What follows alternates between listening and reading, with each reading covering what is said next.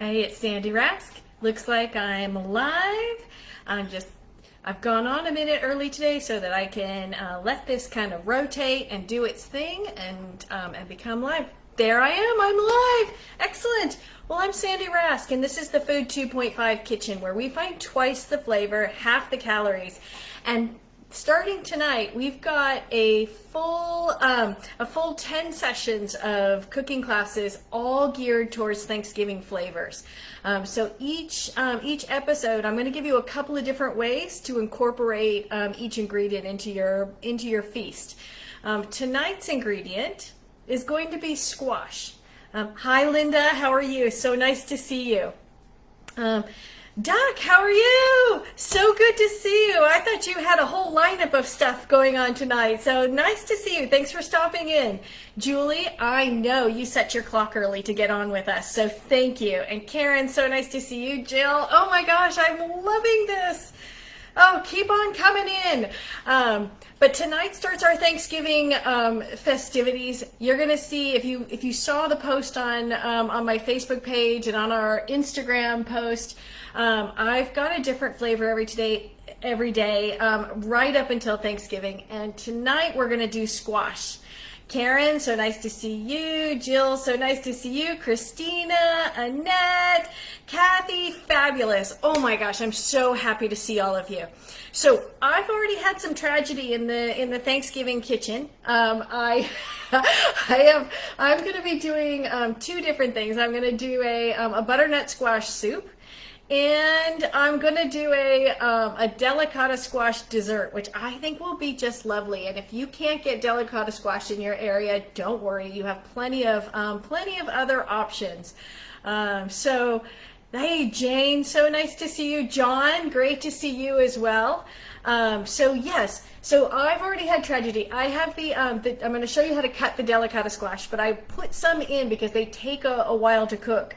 So I've got delicata squash circles already in the oven, and I'm supposed to have a molasses glaze for them, and I burnt it to an absolute crisp. So I'm going to do the molasses glaze first. Oh, John, you make me so happy. Hey, Kathy, how are you?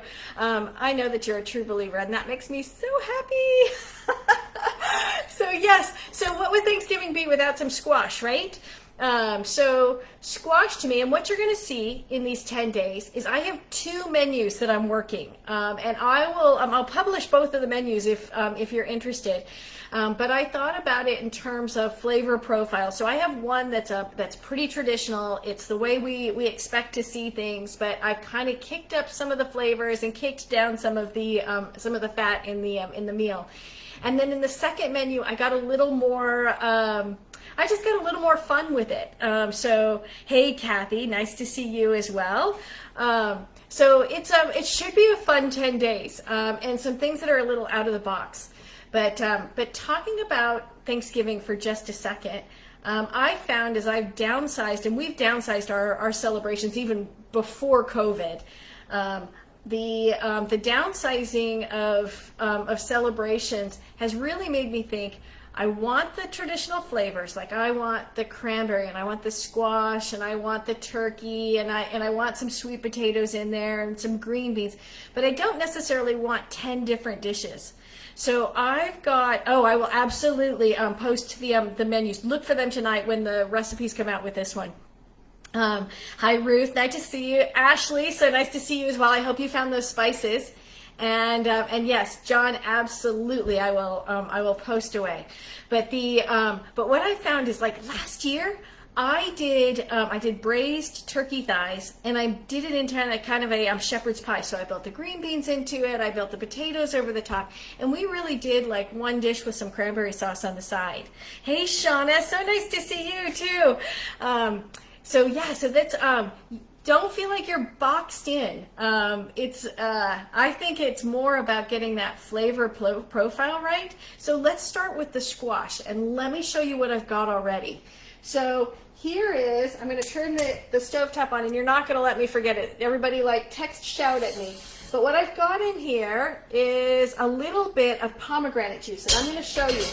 So for the delicata squash, I like to glaze them with molasses so that they get that caramelized, like almost candied flavor to it. So you have a choice. Like this is the regular blackstrap molasses, and you could put this on, and it's perfect, and it will work beautifully. I cut them in circles, and I'll show you that in a second. Let me just take a peek here. It's just starting. It goes from juice to burnt in like that. But what is even better is to use a pomegranate molasses. And the only difference between pomegranate juice and molasses is the amount of water. And so if you boil off, and I usually take a little bit of juice and I boil it down by about 50%, it turns to this really nice sort of thick molasses. And it caramelizes a gorgeous burgundy on anything that it touches. So we're going to put that on the delicata. So I put maybe a quarter cup of this beautiful pomegranate juice. And I've got it on medium, and it's going to start bubbling, and I'm going to have to watch it. Otherwise, we're going to go to plan B, which is just to use the blackstrap molasses. Always have a plan B in your kitchen when you're going to have people over. And never let them see you sweat. Let's see, what's a good substitute for delicata squash? So I get asked that all the time. When you see this in the end, I would do the exact same thing with acorn squash, and I think it would be beautiful. You could do it with the butternut squash that I'm going to put into the soup. I just wanted to show you two different squashes, but it would be just as good with that. If you had the little pumpkin pie pumpkins, I think they're called sugar pumpkins. If Shannon's on here, she would know because she just bought them this week, and I think they're little, and they're called sugar pumpkins, I'm pretty sure. That would be another really excellent substitute for this, because really what you're doing is taking that squash and roasting it and just bringing the sugars out and caramelizing it, and then putting the molasses on at the end to kind of almost candy it. So just about any squash is gonna work for you. Okay, so you probably can't see this. Let's see if I can lift you up and over the top of this. See, you can see it's just starting to bubble, and it hasn't really lost anything yet, but it's gonna go fast. So we're gonna just keep an eye on it. Otherwise, I'm going to be going to the blackstrap molasses. All right, and then in the back pan, this is so good. So so my other thing is that I was asked for squash soup, and there are a billion recipes out there for a thick squash soup. I'll be honest, I'm not a huge fan of a thick sort of, squash soup. It's not my favorite. And especially in a meal like Thanksgiving, I like a starter that is really light. So what I'm doing, so I don't have to make a separate mushroom dish for this menu, is I'm going to make a mushroom and onion broth, and I'm going to put roasted squash into that soup, and it's going to be so pretty. And if I was looking for something a little more decadent, another thing, instead of the roasted squash, you could put a couple of butternut squash raviolis into that mushroom broth, and it would be a really lovely starter dish. So that's what we're doing. What I've got, let me get towels. What I've got going, and you may have seen the picture I posted earlier, but I put, because they're sweeter, ooh, that's a little dark. Let's see if I can get this into the light. So that is, look at all that caramelization.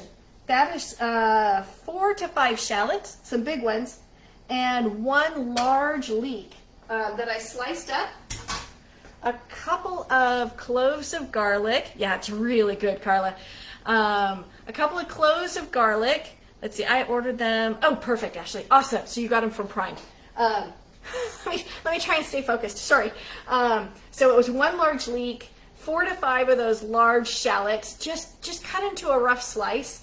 The leek you want to cut down the long way, open it up, and wash it, because it tends to get a lot of dirt sort of in between the layers on the leek.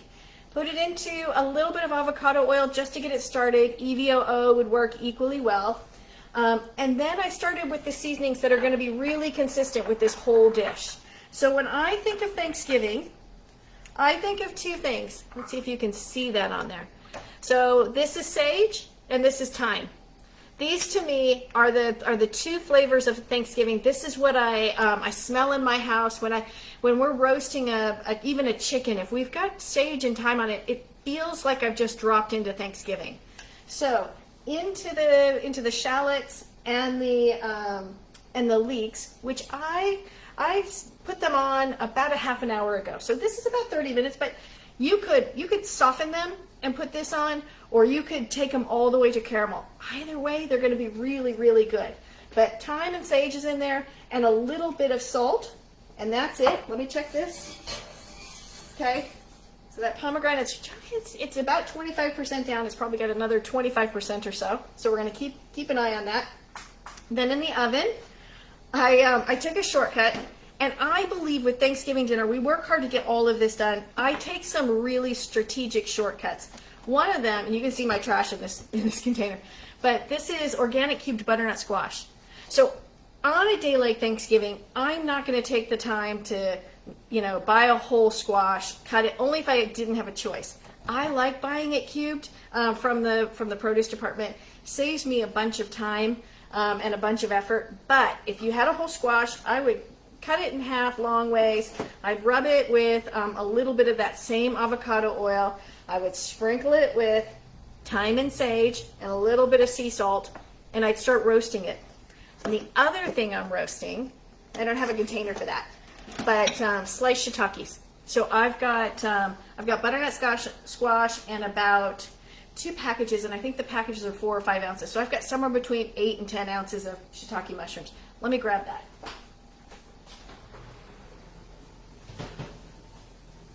Whoa! Oh my gosh! Okay, look at this. All right, so these are, oh God, these are gorgeous. Those are shiitake mushrooms. That's that 10 ounces of shiitake mushrooms. And look at all the caramelization on these. These are all soft and beautiful. So these are ready to go in the soup. So let's start assembling the soup so you can see that. That will come to the finish line. So these were 425 they were in the oven, 425. I had my convection bake on, and they went in about 40 minutes ago. Okay? Amy, you have beautiful sage in your garden. Oh my gosh, I am so jealous. Sage is so beautiful fresh. Absolutely beautiful. Cynthia, so nice to see you. Beautiful. All right, so onions are done. I can hear the temperature. Tonight, again, I have been making so much soup. I am completely bone dry of any kind of broth.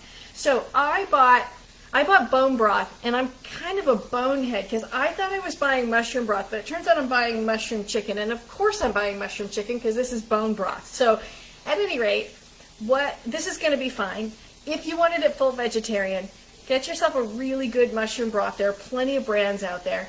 But this is a particularly good bone broth, so if you don't mind having a little bit of the chicken flavor in there, this is going to be quite good. But if I were doing this for Thanksgiving Day, I'd probably want this all vegetarian because there's going to be enough meat in other places. So here we go. We're going to deglaze that pan. Oh gosh, and the color in there is already gorgeous. I'm going to put a second one in, and then I'm going to probably do a whole nother container of just water so that I've got plenty of liquid. I've got that. Let me get water.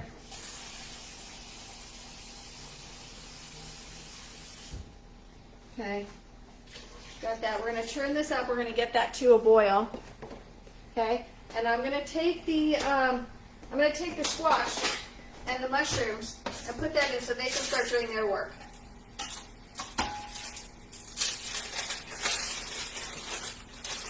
Oh, so beautiful. And I love doing this on parchment paper because it really makes the cleanup so much easier.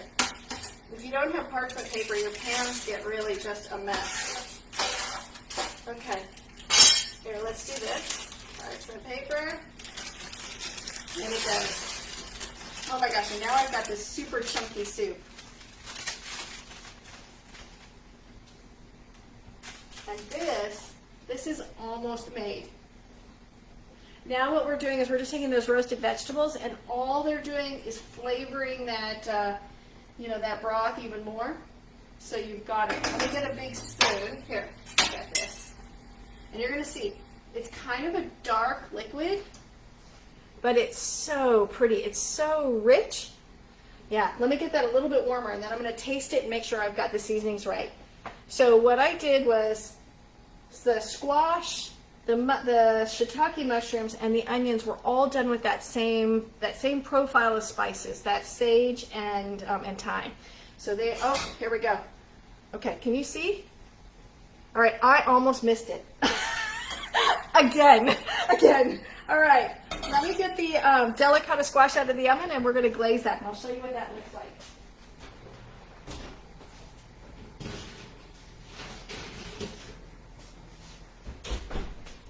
If this is Thanksgiving, I usually have a boy sitting in my kitchen and their only job is to remind me that I've got something on the stovetop.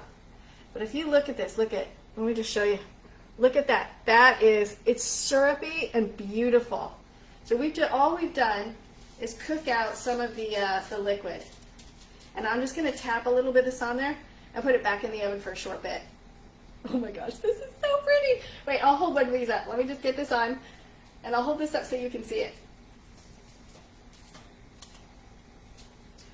This burgundy color, by the way, this is really beautiful brushed onto a turkey too. I did that years ago. This pomegranate glaze, all it is reduced juice. That's it. And it's almost, as it's cooling down, it's almost turning to candy right in my pot.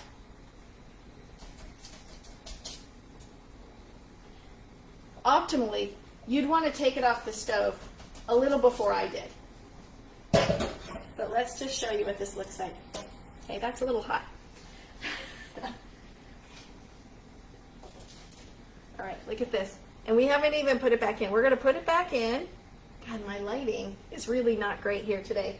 Let's see if I can, I'll have to go see if I can turn on another light. But look at how beautiful that is. Oh, hey, Tammy, thanks. Yes, I had a haircut today. It was about time. The gray was all showing up. and it was time to get it cut and colored. All right, this is going back in the oven. Somebody's got to remind me. My sister will tell you that we sous chef for each other very well. Okay, so those are just going to take a moment. Oh yeah, so fall and Christmassy, exactly. So then what we're going to do, you'll see, we're just going to take those rings that have been candied, put a tiny bit of vanilla ice cream in the middle of it. We're going to shake a little bit of nutmeg over the top of it so it has that like flavor of eggnog. And then I made some crumbs. So I bought these ginger snaps. These aren't the best ginger snaps out there, but these were gluten-free. And what I did was put it in my food processor. So you can see I've got gingerbread crumbs. So if you wanted to make a full pie and you wanted a gingerbread crust, this is the easiest way. So I would take a bag of these, crunch them up, and I'd put maybe half a stick of butter in this, and then press it down into a pie. And it actually, for a pumpkin pie, it makes pumpkin pie even taste better. I like it better than some of the gluten-free regular pastry crusts. I think it's just got a lot more flavor to it, and I think it adds kind of an element to the pie, to a sort of bland pumpkin pie. My opinion. All right, let's taste this. Here, we'll do it on a regular spoon. Oh my gosh, you can smell the sage and the thyme. This already has so much flavor in it. Let me just show you. It's got all those beautiful little bits in it. I'm going to let it just cook a little bit longer, but this is basically done. Doesn't need salt, doesn't need more anything added to it. Then what we're going to do, you know me, every soup is an opportunity to put something fresh with it and something on top. So what I did was I got Swiss chard. And you know that because I got rainbow Swiss chard. So here, what I did was cut the greens off of the stems. Okay, so we had all sorts of different colors. I'm going to figure out what to do with these stems. The stems actually taste really good. Hey, Rachel, so nice to see you. Hi, Michelle. Who else am I missing? All right, Terry, hi. Nice to see you, too. I'm sorry if I ever miss your name. Shout at me again, because it just means I'm talking too fast and not paying enough attention. But what I did was cut up the greens, and I'm going to put them at the bottom of my bowl. You could literally cut up all the Swiss chard and put it into this soup, and it would be so good. We're going to turn that down to simmer, so it just has a chance to, all the flavors to marry. But what I'll do, actually, let me get I'm going to get the delicata out. Oh, oh, these are so beautiful. Look at that. Look at that. They're gonna cool into just a beautiful little rings, and then we'll set that one up and make dessert out of it. But I tend to like, and I said this, you know, at soup time a couple of times this week already. I like greens wilted. I don't like them just killed in a soup. But if you like them more cooked, put them right into the soup. But this way, and let's just do, and I'll show you what this looks like. Oh my gosh. Now optimally, I'd let this cook for at least another 20 minutes. But even, you know, 20, 30 minutes, at this point, it doesn't matter. It's just gonna sit on your stovetop and stay warm and just keep getting better. I'm just gonna put a little bit of the broth around so that we get to wilt those beautiful, that Swiss chard. Oh my gosh, look at this. All right, and then on top, I've got some fresh chives, so let me just dice up a few of those, because I just want a little something fresh, and I have enough onion in that in this dish that a few chives would be really quite good. All right, so here's the soup, a little bit of diced chive, and voila, you've got a beautiful first course. Now, if you wanted to make this the star event and you had some like sliced turkey, you could stop right here. You know, especially if this is Thanksgiving for 2 or 3 people. Like, I would love this with some roast turkey kind of built into it. To me, this is all Thanksgiving. You could, for my vegetarian and my plant-powered friends, not the chicken broth, but this is a beautiful whole meal in and of itself. So definitely put this one on your list, because that one's really, really quite good. In fact, here, let me take another bite. What I really want to try are these, is this squash, because the squash has been, and squash and mushrooms are kind of that perfect combo.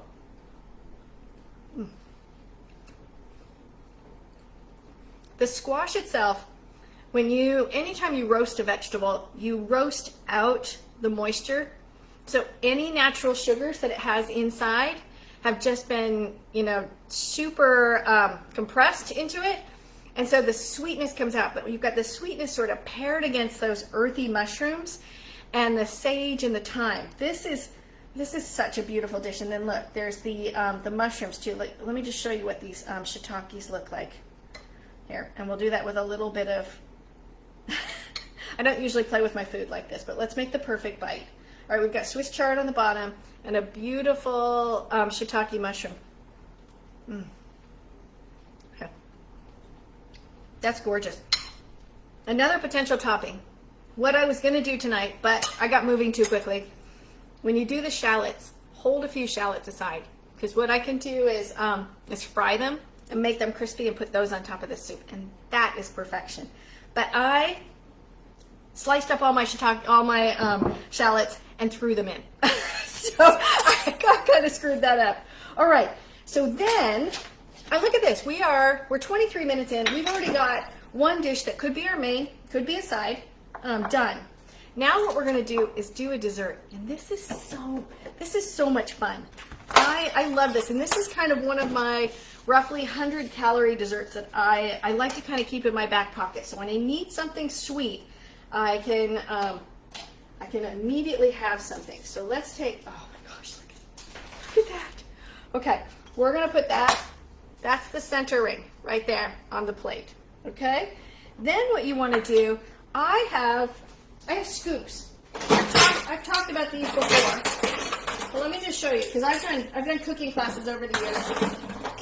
And so I have a billion of these. These are not expensive, but you have all different sizes. Like, look at, I have nice big ones.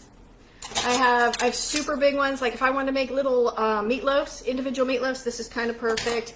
I have little bitty ones, so when I make meatballs, I love these. And you can get, oh, thank you, Margaret, so nice.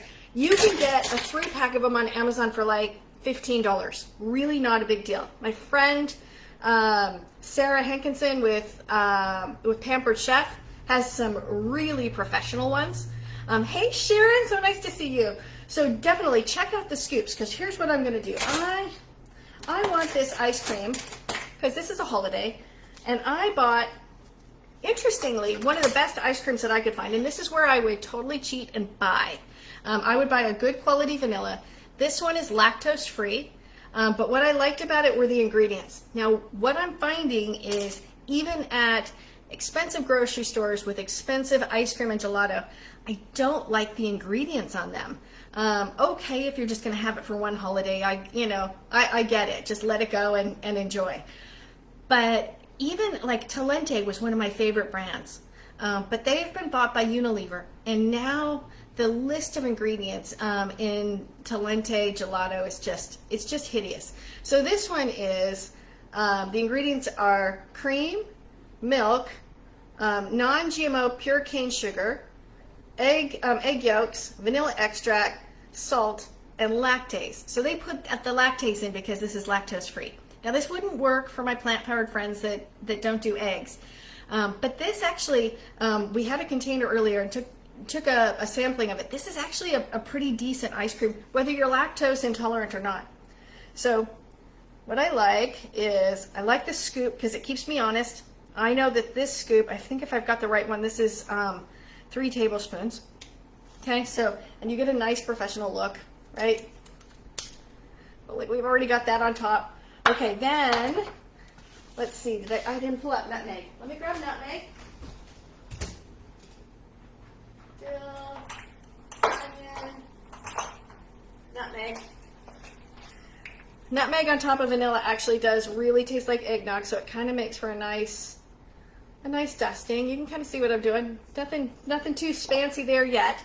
Then I want to take these beautiful crumbs, and I'm going to put some of the gingerbread crumbs on it, so it has a feeling like it's a cookie, but you don't have a whole cookie with it, right? So just a couple on top to make it festive. And then, because I did the pomegranate molasses, I have fresh pomegranate seeds. And so we're going to put a couple of those right on top, just as garnish. Right on the top of it, and a few around the side because they're so pretty. So look at that. We've got a beautiful, about somewhere in a little bit more than about 100-calorie dessert. Okay?